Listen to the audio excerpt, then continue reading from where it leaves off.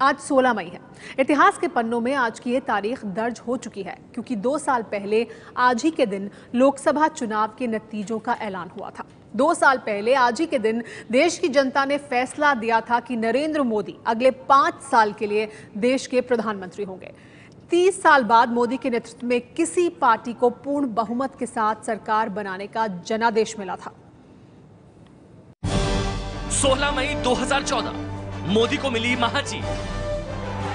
अच्छे दिन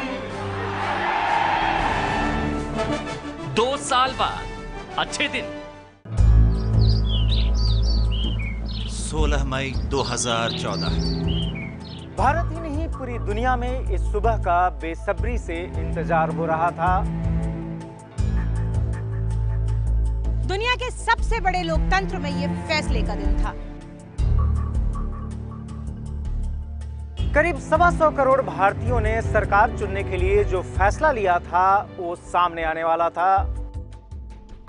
2014 लोकसभा चुनाव नरेंद्र मोदी के करिश्मे का गवाह रहा था।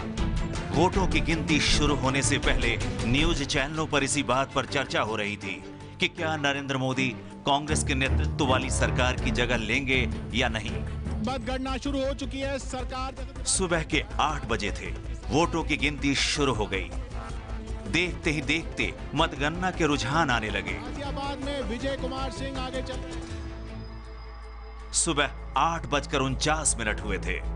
चुनाव आयोग के ताजा रुझान के मुताबिक भारतीय जनता पार्टी 16 सीटों पर जबकि कांग्रेस 9 पर आगे थी। खासी बढ़त एनडीए को दिख रही है अभी इन 27 सीटों में। अभी 8:57 हुए थे कि बीजेपी की बढ़त 40 सीटों पर पहुंच गई जबकि कांग्रेस सिर्फ 19 पर थी। वडोदरा से मोदी आगे चल रहे हैं। ठीक 7 मिनट बाद सुबह 9:04 बीजेपी की बढ़त 60 पर पहुंच गई। सुबह 9:13 ठीक 9 मिनट बाद ही बीजेपी की बढ़त 80 पर पहुंच गई जबकि कांग्रेस 28 पर आगे थी। 156 में से 83 हो गए। 156 में से 83। वोटों की गिनती का काम तेजी से चल रहा था। उसी दौरान भारतीय मुद्रा रुपया 10 महीने के सबसे ऊपरी स्तर पर 42 पैसे की मजबूती के साथ एक अमेरिकी डॉलर के मुकाबले 58 रुपए 88 पैसे पर पहुंच गया। शुरुआती रुझान में बीजेपी तेजी से आगे बढ़ रही थी और इसका असर बॉम्बे स्टॉक एक्सचेंज के सेंसेक्स पर भी दिखाई पड़ रहा था। सेंसेक्स करीब 1000 अंकों की उछाल मार चुका था। इधर वोटों की गिनती में बीजेपी का आंकड़ा तेजी से बदल रहा था। पल पल में आंकड़े नरेंद्र मोदी के पक्ष में जा रहे थे। देखिए 272 से सिर्फ 83 दूर है। जहां नारा लगता था रैली में, देखो देखो कौन आया, ये देखिए आ रहा है 271 सीटों के साथ नरेंद्र मोदी। बड़ी बात यह कि नरेंद्र मोदी अगले पीएम होंगे। 273 पर एनडीए का आंकड़ा पहुंच चुका है। बीजेपी 234 पर अपने दम पर पहुंच चुकी है। 231 सीटें एनडीए को मिलती दिखाई दे रही हैं। 542 का रुझान सामने आ गया है और बीजेपी को अकेले अपने दम पर 281, बीजेपी को अपने दम पर बहुमत। देखते ही देखते ये साफ हो गया कि भारत का अगला प्रधानमंत्री कौन होगा। दोपहर के 12:20 हो रहे थे तभी बीजेपी के प्रधानमंत्री पद के उम्मीदवार नरेंद्र मोदी ने ट्वीट किया, इंडिया हैज वन, भारत की विजय, अच्छे दिन आने वाले हैं। कुछ ही पलों में नरेंद्र मोदी का यह ट्वीट भारत में सबसे अधिक रीट्वीट होने वाला ट्वीट बन गया। पूरे देश की नजर अहमदाबाद के मुख्यमंत्री निवास पर टिकी हुई थी। हर कोई अपने भावी प्रधानमंत्री की पहली झलक देखना चाहता था। दोपहर करीब 2 बजे का वक्त था। नरेंद्र मोदी की पहली तस्वीर सामने आई। एक मां अपने उस बेटे को तिलक लगा रही थी जो देश का नया प्रधानमंत्री बनने जा रहा था। देश ने जिस शख्स के कंधों पर राष्ट्र को चलाने की बागडोर सौंपी थी वो व्यक्ति मां की चरणों में नतमस्तक था। वोटों की गिनती लगभग खत्म हो रही थी। पहली बार किसी गैर कांग्रेस पार्टी को बहुमत मिला। 30 साल बाद एक पार्टी को 272 से ज्यादा सीटें मिली। बीजेपी की अगुवाई वाला एनडीए 331 के आंकड़े को छू रहा था। भारत के चुनाव के इतिहास में पहली बार कांग्रेस 50 से भी कम सीटों पर सिमट गई। इस जीत की कामयाबी का सेहरा नरेंद्र मोदी के सिर पर बांधा जा रहा था। लेकिन बीजेपी के दिग्गज नेता लाल कृष्ण आडवाणी इस जीत को किसी और ही नजर से देख रहे थे। आज का जो मतदान है वह भ्रष्टाचार के खिलाफ है, कुशासन के खिलाफ है और परिवारवाद के खिलाफ है। अपनी मां से मिलने के बाद नरेंद्र मोदी अहमदाबाद के बीजेपी दफ्तर पहुंचे, जहां स्वागत करने वालों की भीड़ लगी हुई थी। पार्टी दफ्तर में मोदी ने अपने पार्टी कार्यकर्ताओं को जीत की बधाई दी।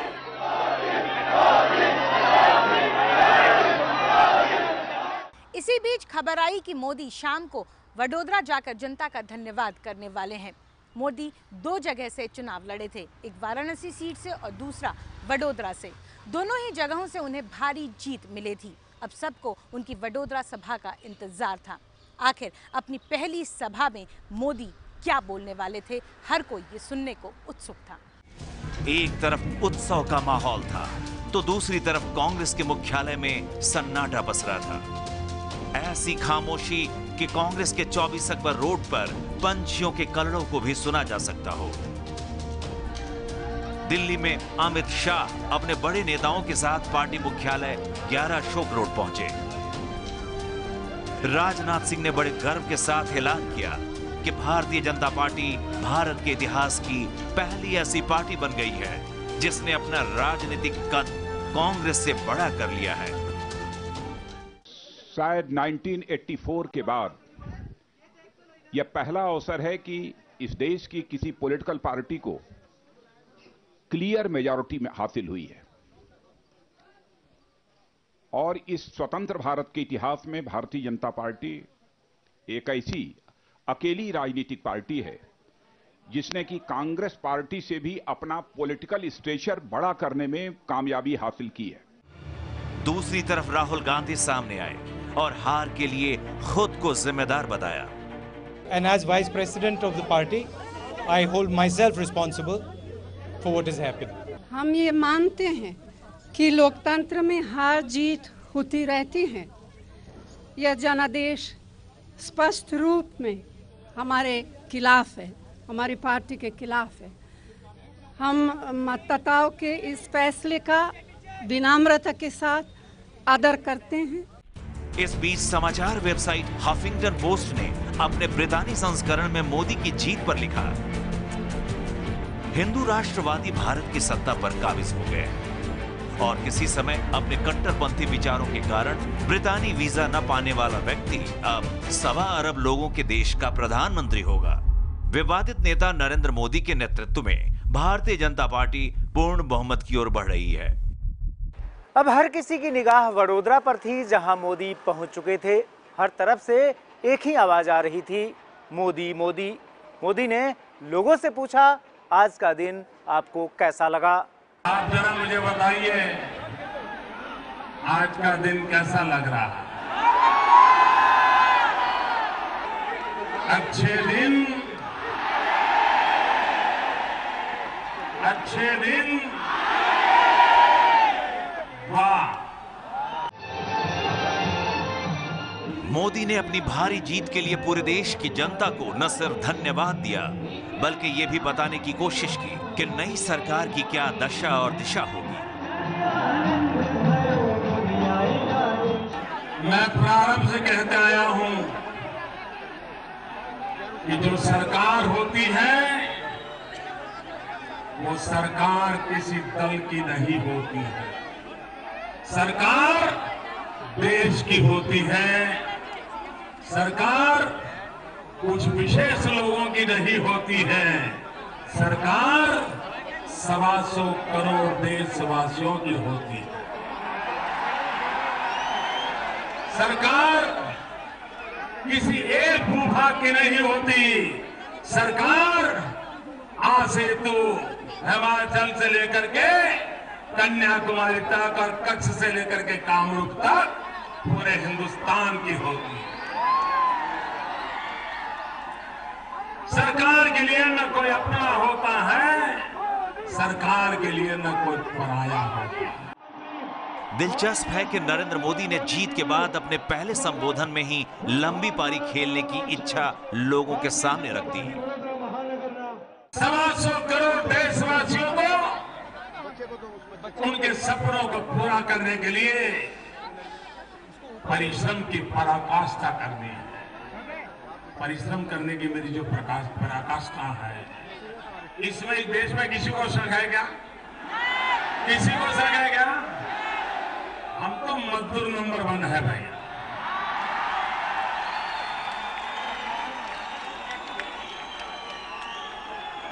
आने वाले 60 महीने इस देश को मेरे जैसा मजदूर नहीं मिलेगा भाइयों। मोदी ने इस चुनाव को कई मामलों में महत्वपूर्ण बताया। जाहिर है ऐसा पहली बार हुआ जब पूरी तरह से केंद्र में एक गैर कांग्रेसी सरकार बनने जा रही थी। शुद्ध रूप से कांग्रेस से सिवाय किसी एक दल की स्पष्ट बहुमत से सरकार बनी हो, आजादी के बाद पहली बार हुआ है। ये पहला चुनाव है जिसका नेतृत्व आजादी के बाद जो पैदा हुए उनके हाथ में था। वडोदरा के कार्यक्रम खत्म होने के बाद मोदी सीधे अहमदाबाद के लिए रवाना हो गए। अहमदाबाद में उनके स्वागत की भव्य व्यवस्था की गई थी। वंदे वंदे वंदे। नरेंद्र मोदी जब अहमदाबाद पहुंचे तब रात हो चुकी थी। जिस मंच पर मोदी का स्वागत किया जाना था वहां भारी भीड़ जुटी हुई थी। मंच के सामने लाखों की संख्या में लोग अपने नेता की झलक पाने के लिए इंतजार कर रहे थे।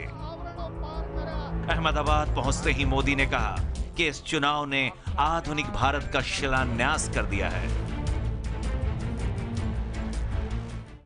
इस चुनाव में मैं एक नए समाज शास्त्र का शिलान्यास देख रहा हूं। मैं जैसे एक भव्य दिव्य भारत का युग आरंभ देख रहा हूं, वैसे ही भारत के जो सामाजिक ताने बाने हैं, उन सामाजिक ताने बाने से, जैसे धागे के ताने बाने से कपड़े बन जाते हैं, हमारे देश के सामाजिक ताने बाने के धागे से एक तेजस्वी दैदीप्यमान हमारा तिरंगा झंडा बनेगा। ये मैं साफ देख रहा हूं भाई। नरेंद्र मोदी ने अपने उन आलोचकों को भी आड़े हाथ लिया जो मोदी के विकास के मॉडल को लेकर हमेशा सवाल खड़े करते रहे। मोदी ने एक बार फिर दोहराया कि सब दुखों की एक ही दवा है, विकास।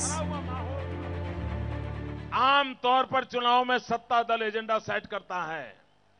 पहली बार चुनाव का एजेंडा बीजेपी ने सेट किया और कांग्रेस को आखिर तक पता न चला कि इसको रिस्पॉन्ड करे कि रिएक्ट करे।